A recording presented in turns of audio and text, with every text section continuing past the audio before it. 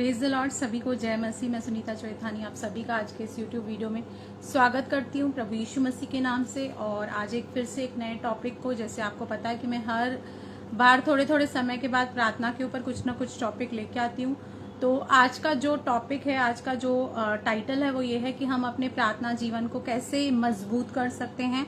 तो उसके लिए हम कुछ पॉइंट्स को देखेंगे। जिस तरह से हम मत्ती 21 का 22 में लिखा हुआ है कि जो कुछ हम विश्वास से प्रार्थना करेंगे वो हमारे लिए वैसा होगा। 21 का 22 में लिखा है कि और जो कुछ तुम प्रार्थना में विश्वास से मांगोगे वह सब तुमको मिलेगा। मतलब प्रार्थना तो हमारी जरूरी होनी चाहिए, लेकिन उसके साथ साथ विश्वास भी होना चाहिए, क्योंकि अगर हम संदेह करते हैं, डाउट करते हैं, तो हम कहीं ना कहीं जो भी हमारी प्रार्थना होती है वो कहीं ना कहीं रुक जाती है, ठहर जाती है। इसीलिए हमें विश्वास करना चाहिए। और याकूब 5:16 कहता है, याकूब 5:16 में लिखा है कि धर्मी जन की प्रार्थना, यहाँ पर 5:16 कहता है, इसलिए तुम आपस में एक दूसरे के सामने अपने अपने पापों को मान लो और एक दूसरे के लिए प्रार्थना करो। सबसे पहले तो आपको अपनी गलतियां, अपने पाप एक्सेप्ट करने हैं, उसके बाद आपको प्रार्थना करनी है और एक दूसरे के लिए प्रार्थना करो जिससे चंगे हो जाओ। मतलब कहीं ना कहीं अगर आज आपके लाइफ में चंगाई नहीं है तो कहीं ना कहीं कोई अक्षमा आपने किसी के लिए रखी है, अनफॉरगिवनेस, या आपने अपने मन में किसी के लिए बैर या गुस्सा पाला है, इसलिए शायद आपकी प्रार्थना नहीं सुनी जा रही है। लेकिन जैसे ही आप अपने उस अपराध को मानते हो और प्रार्थना करते हो तो प्रभु आपको चंगाई भी देता है। और जब प्रार्थना करें ना तो बिल्कुल स्पेसिफिक प्रार्थना करें। यहाँ वहां की बातें, प्रभु ने कहा कि अन्य जातियों के समान यहाँ वहां की बातें या बकबक ना करें, क्योंकि हमारी जो प्रार्थना है वो स्पेसिफिक होनी चाहिए। किस चीज के लिए, किस विषय, किस टॉपिक के लिए करनी है, यह आपको सोचना पड़ेगा। हम निकालेंगे उत्पत्ति 18 का, हम 23 निकालेंगे, उत्पत्ति 18 का 23। तब अब्राहम उसके समीप जाकर कहने लगा, क्या तू सचमुच दुष्ट के संग धर्मी को भी नाश करेगा?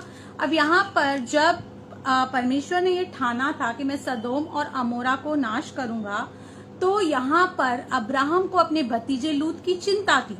और आप इस पूरे वाक्य को घर में पढ़ना 23 से लेके 32 तक, और किस रीति से वो प्रार्थना कर रहा है और अपने स्पेसिफिक टॉपिक पर, स्पेसिफिक मुद्दे पर परमेश्वर से बात करता है, और उसी टॉपिक और मुद्दे पर परमेश्वर उसको आंसर भी दे रहा है, रिएक्शन भी दे रहा है।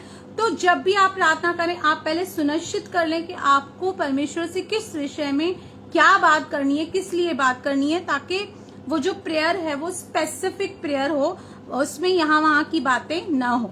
दूसरा, जब भी हमको प्रार्थना करना है तो हमें परमेश्वर की इच्छा के अनुसार करनी है, क्योंकि पहला यूहन्ना 5:14-15 कहता है, यदि हम उसकी इच्छा से कुछ मांगे तो वो हमारी सुनता है।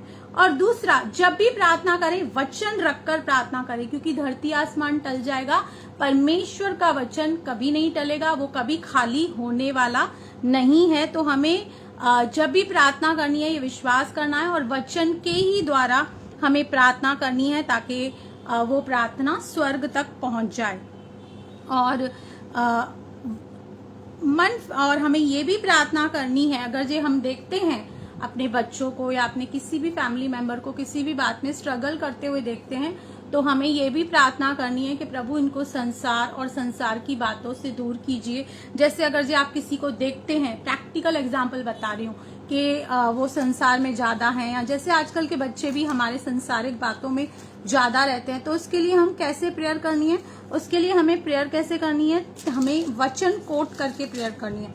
और वचन कोट करके कैसे प्रेयर करनी है, जैसे यूहन्ना 3 का 1 का 15 और 16 हम निकालेंगे। पहला यूहन्ना 2 का 15 और 16, यहाँ पर देखिए क्या लिखा हुआ है, तुम न तो संसार से और न संसार में की वस्तुओं से प्रेम रखो, यदि कोई संसार से प्रेम रखता है तो उसमें पिता का प्रेम नहीं है। तो हमें ये वचन रख के प्रार्थना करनी है कि प्रभु हमारे बच्चे संसार से, संसार की बातों में से प्रेम करते हैं। प्रभु आपका वचन ये कहता है, इसलिए हमारे बच्चों को उन संसारिक बातों से दूर करके अपने आत्मिक बातों में आगे बढ़ाइए। और यदि कोई भी अगर जो आप बाइबल पढ़ते रहते हैं तो आपको बार बार वो की वर्सेस की वचन मिलते रहेंगे जो स्पेसिफिक बात, स्पेसिफिक सिचुएशन, स्पेसिफिक चीजों पर लागू होते हैं। तो वो रख के जब आप प्रार्थना करेंगे तो आपकी प्रार्थना स्वर्ग तक पहुंचेगी। तो प्रभु इस वचन के जरिए आपको बहुत बहुत आशीष करे। आमेन आमेन।